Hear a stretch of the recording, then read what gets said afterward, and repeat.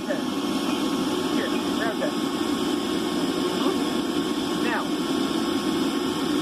holding like that is incredibly easy.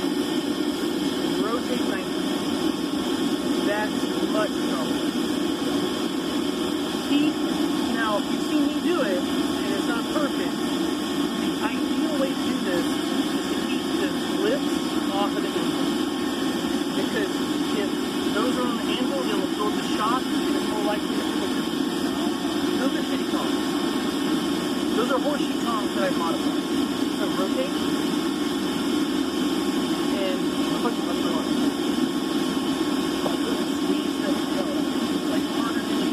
And the further down you go, the harder it is the lever. The harder you squeeze it. My recommendation is start around here and with one hand. And when you know you've got it, take the other hand, your dominant hand, and put the spurs to it. And then you've got it, right?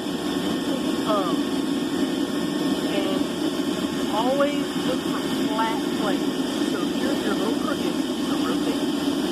Just, yeah. And when it's hot, you'll feel it. When I was telling you good, I could feel it through the range of the palm. That it was solid. All the energy you were throwing was going through that piece and they're like tuning. So the way you grab that thing is horizontal.